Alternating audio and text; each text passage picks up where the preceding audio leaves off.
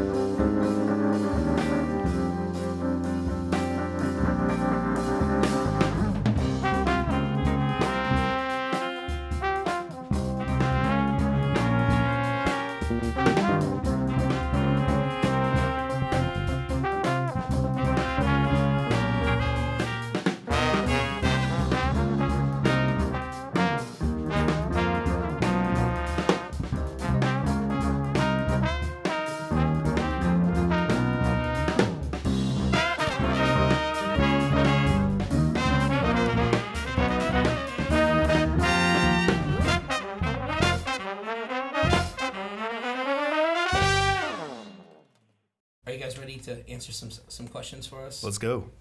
Kind of rapid fire, kind of not. Question number 1. What's the first album you remember receiving as a child or buying with your own money? Well, the first one I received, I think, was probably Weird Al record when I was, in middle school or something. It was the one with the Nirvana cover, but I can't remember the name of it. Off the Deep End. That's right. That's impressive. That's very impressive. Yeah. Way to go, Ryan. Live radio. The first one I bought with my own money, I think, was like in 7th grade. I bought Our Lady Peace Clumsy. Dude. Yeah. Oh, Our Lady Peace. Say the first one I remember getting was a tape of it was called Victory by the Jacksons, not the Jackson 5. It was when they had switched to the Jacksons. After the Jackson 5? Yeah, they were all grown up, and yeah, they just went by the Jacksons.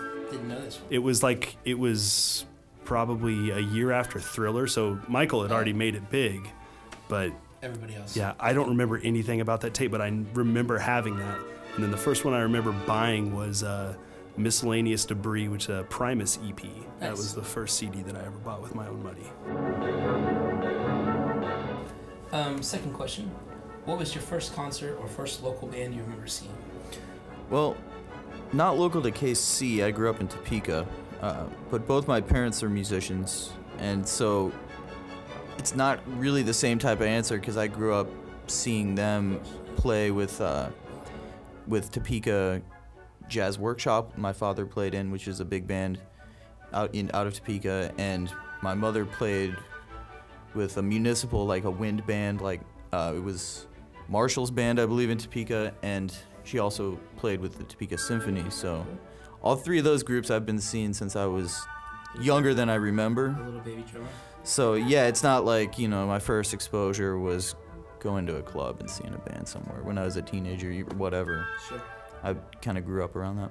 Mine's not nearly as dignified, but it goes in with your first one. The first concert that I remember seeing was Weird Al Yankovic at Worlds of Fun. Wow, we're training. Yeah, there we go. We're gonna work this into all 7. Yeah. Question number 3. What's your favorite film that has anything to do with music? Well, if we include documentaries, there's a lot of them. So I'll try not to be too long because it's rapid fire, but I've got 2 documentaries. One is Let's Get Lost, a Chet Baker documentary. It was made in the 80s. It's all black and white, but it's super hip. And the other is a documentary called Touch the Sound, and that's about a Scottish classical percussionist. I got a soft spot for John Cusack, as you can see. I saw that. Yeah. High Fidelity. I love High Fidelity, and I'm not afraid to admit that. You shouldn't be afraid. Yeah. That's a great movie.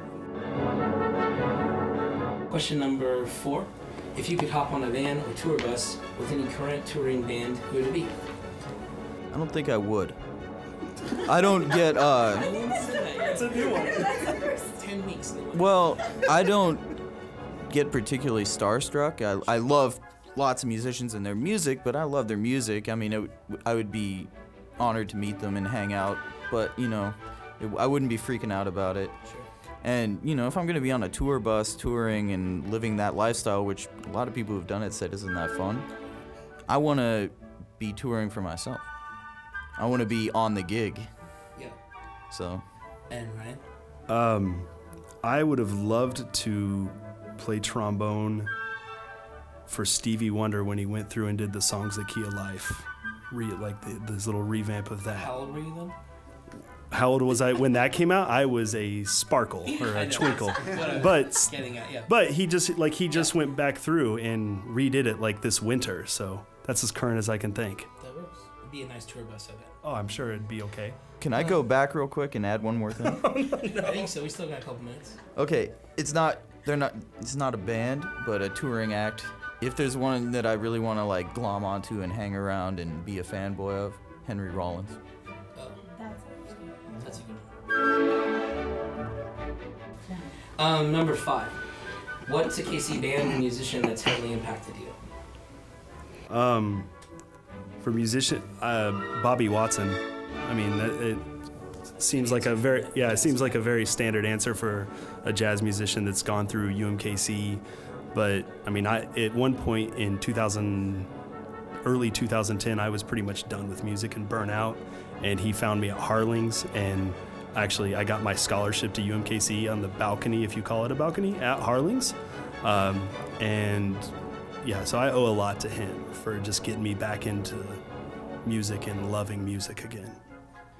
Okay, for Kansas City and being a jazz musician, it has such a rich tradition that I could, if I was gonna be a jerk, I could just say every jazz musician contributed in the legacy that's passed down. You know, everybody's a torchbearer. So, sure. But if I'm gonna name a few names, Bobby's one of them because he was my teacher as well. Very influential. And then just other KC musicians that come to mind: Count Basie, Charlie Parker, Pat Metheny. Question number 6. What song do you wish you would have written? That's the one I can't really think of a good answer to, you know? If I'd have written it, it wouldn't be the same song. I'm being a jerk again, you know. Full of curveballs. He's taking this to another level. Yeah. Very technical, man. I get it, though. No, I mean, that's just a really weird abstract. I racked my brain for a while, and I don't know. I like so many songs. Yeah, and, you know, if it wasn't written by who wrote it, I wouldn't probably like it as much. Yeah, this was a tough one. I came up with All I Know Is Tonight by Jaga Jazzist, which is a Norwegian... I'm sure you do. They're a Norwegian sort of Europop electronic jazz group, but it sounds very Scandinavian. It's very simple, beautiful melodies. Cool. I find myself putting that song on repeat, so that's probably the best bad answer I can give you. Question number 7, the final question. Complete the sentence. Without music, I would be... Unemployed. I think we've had that one before. I would be incredibly bored. Yeah, we've definitely had bored.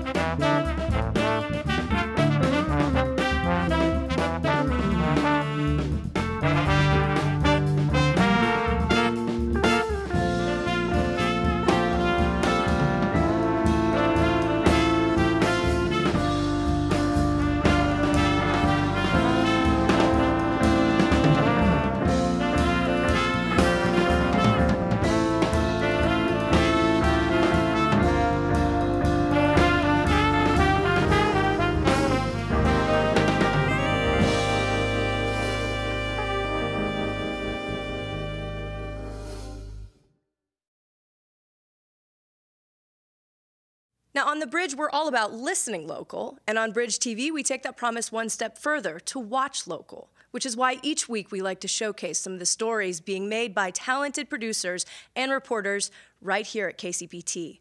The last couple episodes, we introduced you to our new digital series, Show Me. The series will be part of a panel at the Middle of the Map Forum, so get prepped for the discussion and check out all the stories at our website, kcpt.org. But right now, we're going to share one about a guy bringing the art of watchmaking to the crossroads, Mike Wilson with Niall Luxury. Two of the most important parts in watchmaking are patience and passion. I would say the patience aspect of it is something that I've had to learn over time. You know, it takes time to build a timepiece, and it takes time to figure out how to build a timepiece. We can build upon the show. We'll follow every song until we go. If the tide wash us all home, we'll follow every sign to a new oasis right for everyone. You know, it really started with this hypothesis that we could build a luxury timepiece in America. And that's exactly what we did. It took us about 2.5 years from inception to launching the product. But we've been able to achieve that through what we just call American collaboration. You know, we've worked with companies that don't produce components for timepieces and have taught them how to produce components for timepieces.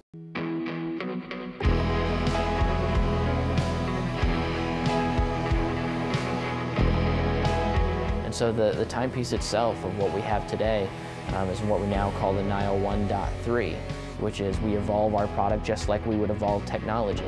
You know, since launch, we've changed the bezel shape. We're now upgrading and modifying our own movements. We're doing a lot of great stuff that people have wanted us to have as a capability, and we're integrating them. We're working on the engineering, design, and finishing up for the Niall 2, which is our next product, which will integrate our first caliber movement called Caliber 1810, which will be the first American-based movement from a commercial perspective in a very long time.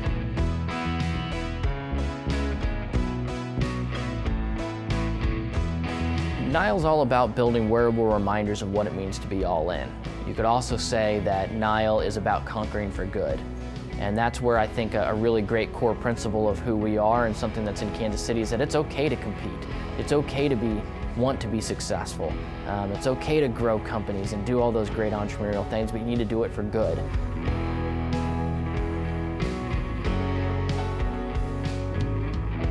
I really like the culture in Kansas City, and it's really, really tough to beat. And I've been all over the world, and every time I come back to Kansas City, there's something unique about here. You could say it's the humbleness, you could say that it's the focus on culture and family and food and that type of stuff, and I think it's a mix.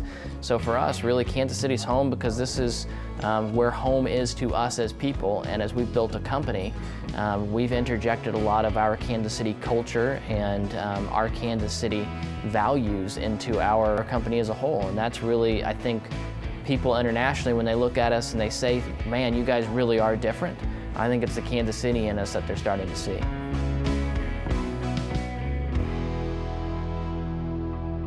Are there limitations in Kansas City? Absolutely.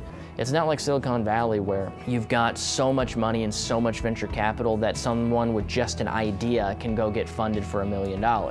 You know, it's a fantasy of all startup entrepreneurs is, oh, we get a lot of this funding and then we have this big exit and everybody makes a lot of money in 5 years. Kansas City's just different, so we don't have that access to, I call it loose capital. Capital that comes with not a whole lot of strings attached, or you don't have to prove much to get it. So while that is a good thing for people in the financial markets, it can often be a bad thing for an entrepreneur trying to build, let's say, a watch company. You know, timepieces are risky business. We've been very fortunate to have early investors in the company that have believed and bought into this, but you know, it would be I would say one of the shortcomings is how easy it is to raise money around something that may be a great idea. Kansas City wants you to validate that it's more than just an idea. That it's something that's an actual sustainable business.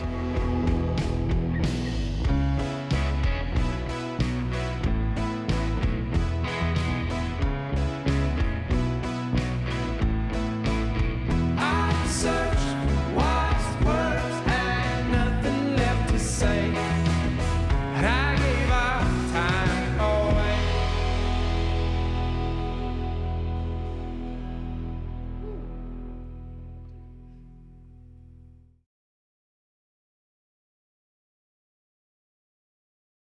One of my favorite parts about working for the Bridge is the incredible opportunities that we have to talk to national acts when they come through town. And even cooler is when they perform new releases for us.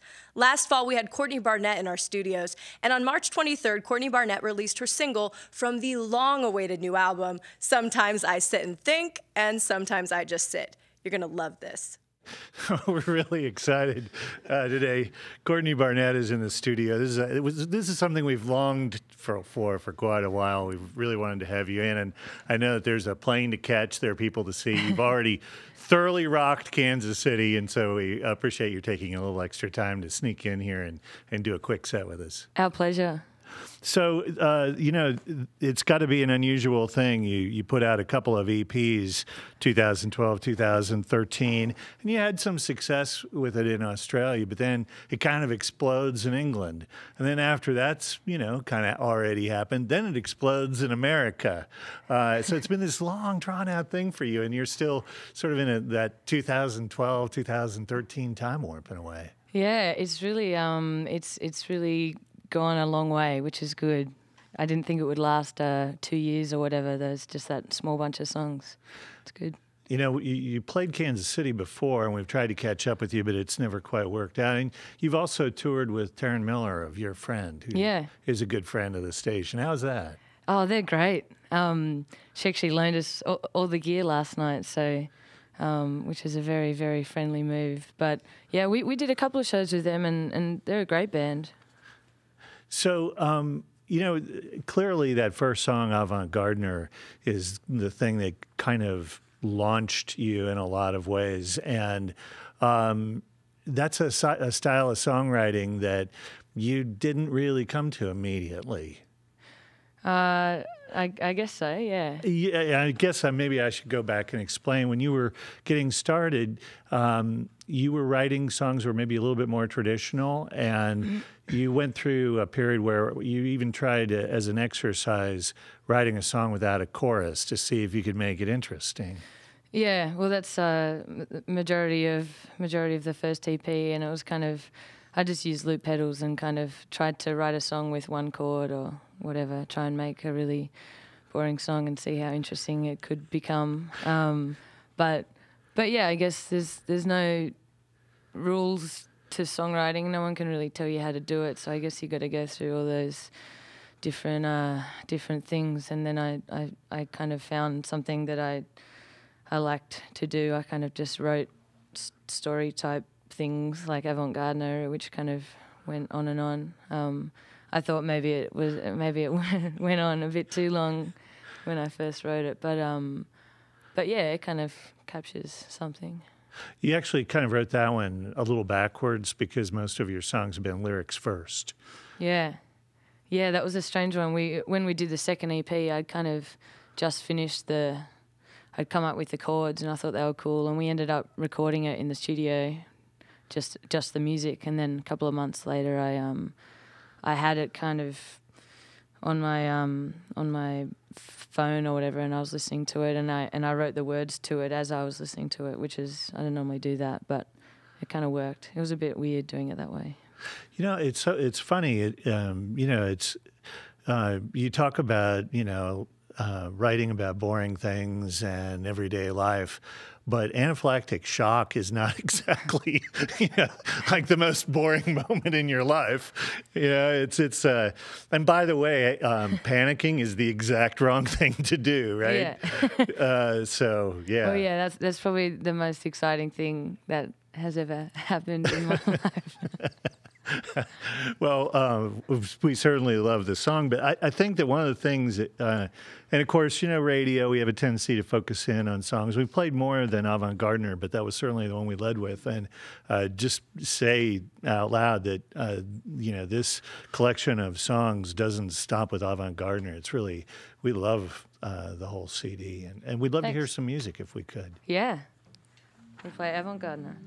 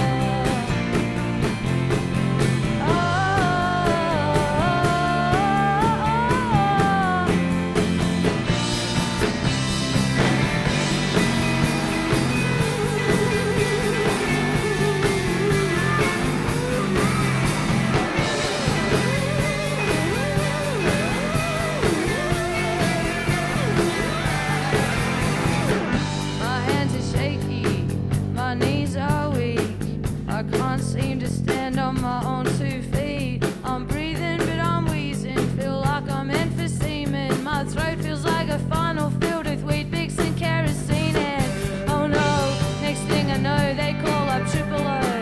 I'd rather die than owe the hospital till I get old. I get adrenaline straight to the heart. I feel like Uma Thurman post overdose and kickstart. Reminds me of the time when I was really sick and I had too much pseudoephedrine and I couldn't sleep at night. Halfway down High Street, and he looks ambivalent. He's probably wondering what I'm doing, getting in an ambulance. The paramedic thinks I'm clever cause I play guitar. I think she's clever cause she stops people dying.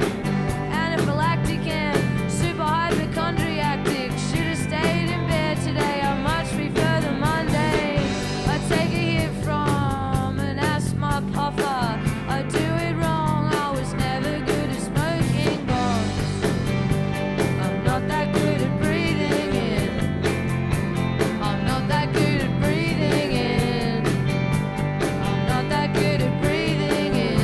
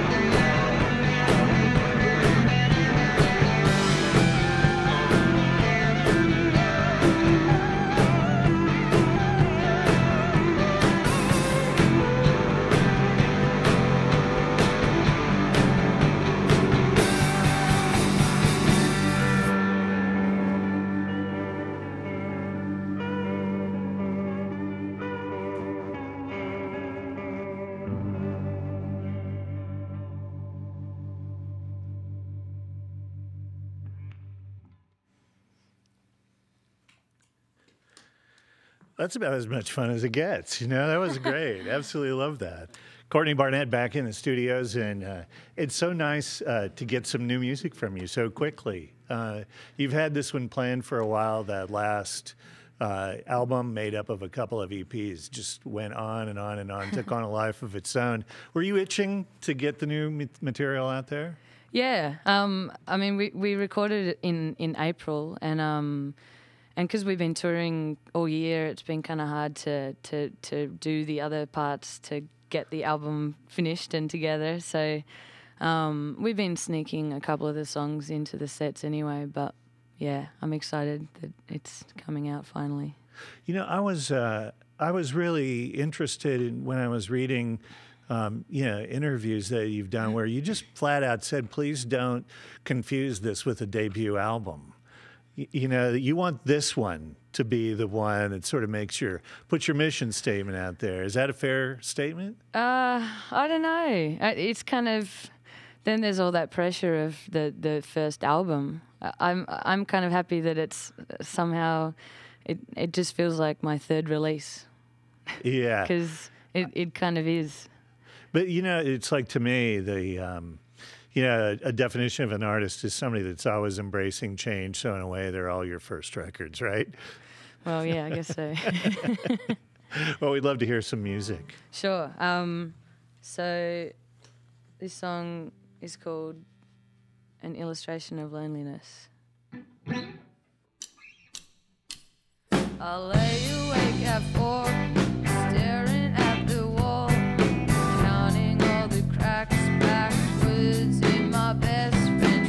Reminds me of a book I skim read in a surgery, all about palmistry. I wonder what's in store for me. I pretend the plaster is the skin on my palms, and the cracks are representative of what is going on. I lose a breath, my love line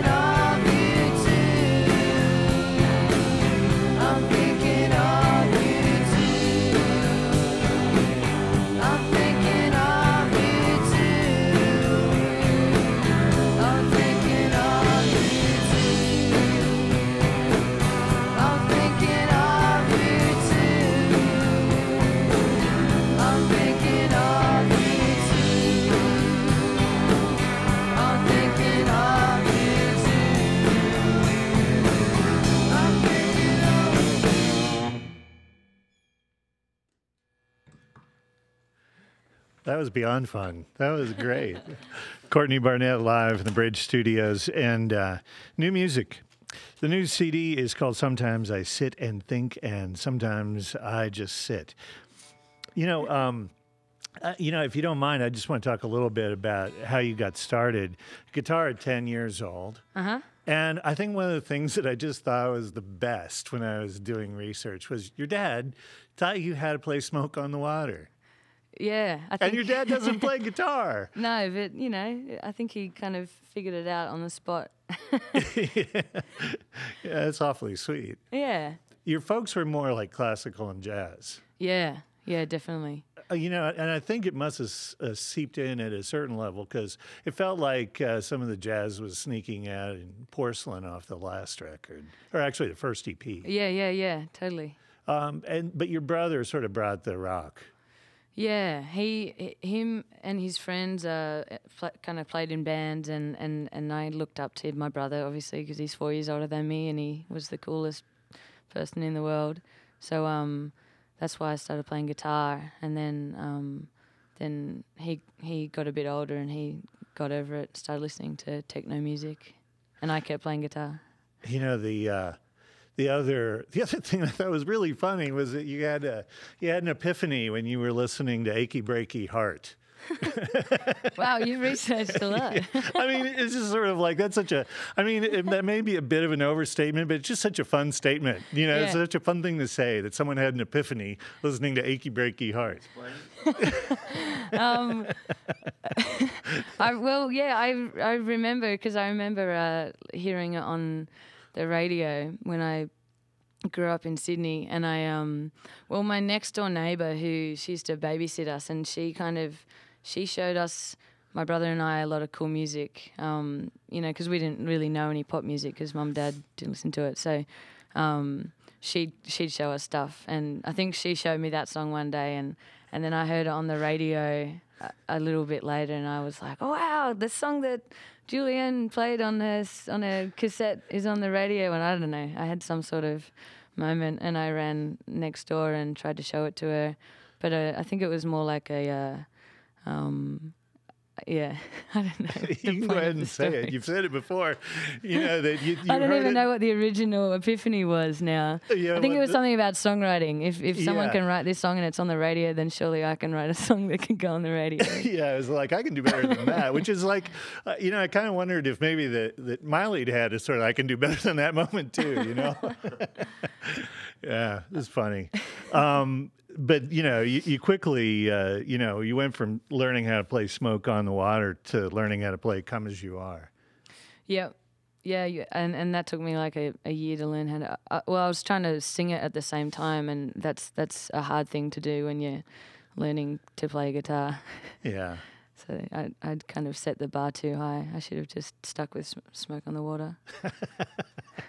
So the first EP, you were in the studio for a day, and I know that there was a lot of work leading up to that. Second EP, same kind of thing, but in the studio for 2 days. The new record, 10 days in the studio, was it 10 roughly. days? It was 10 days, yeah. Yeah. So what was the difference in the process like? I don't know. I guess just having that focused time as opposed to rushing so much in the first ones. And I don't know. The first EP was kind of very stretched out. We recorded it at a friend's place, and then I kind of did the rest in my room. I got people to come over and just kind of overdub stuff, guitars and keyboards and vocals. So it kind of stretched on for ages, and I was working, so it was kind of come home after work and do a vocal at 3 a.m. or something and do it really quietly so that everyone in the house didn't wake up. So this time, you know, we had the time and we kind of went to the studio every day and it wasn't all over the place. Well, it kind of was all over the place a little bit, but in a more structured way. So recorded live mostly with minimal overdubs? Yeah. Yeah. You know, one of the other things that I thought was really interesting is you've described the fact that there are different types of songs on the album, and you've referred to them as, some of them as ultra poppy, some of them as really heavy. Did you have those intentions going in? Did you have any qualms about the variety? A little bit, but I kind of tried to.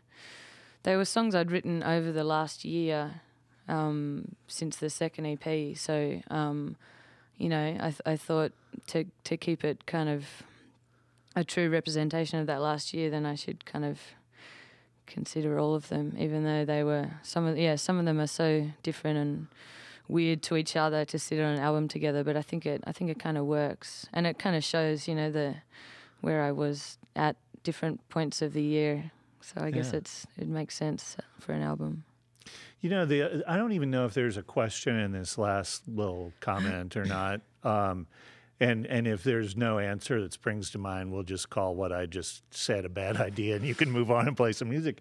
But it just struck me as being so interesting that as you developed your songwriting style, you looked for those small moments, you know, those authentic, real experiences, and then tried to find ways to make them interesting in songs. And as you were focusing in on the smaller things, the smaller parts of recognizable moments in life, your life kept getting bigger, you know, and you kept going to more places, and you're a world traveler now. Yeah. And I just wondered if that changed your process at all, changed your thinking, or if you're still, you know, finding ways to go for the small things.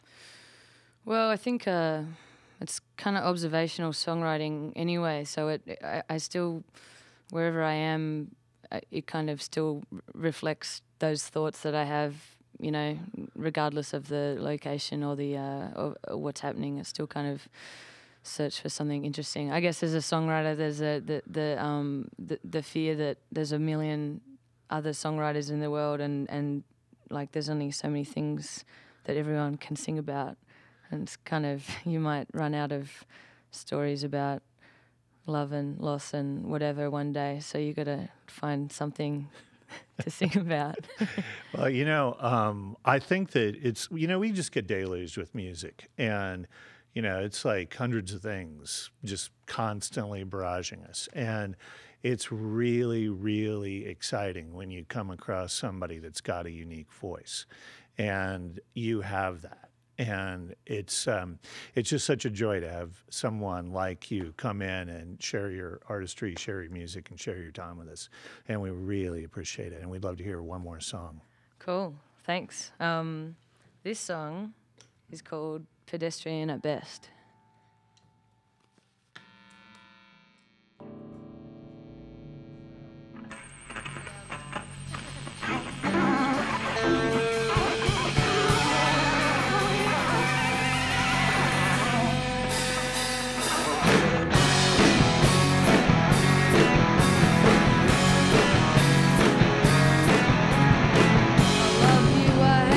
I'm on the fence, it all depends whether I'm up, I'm down, I'm on the mend.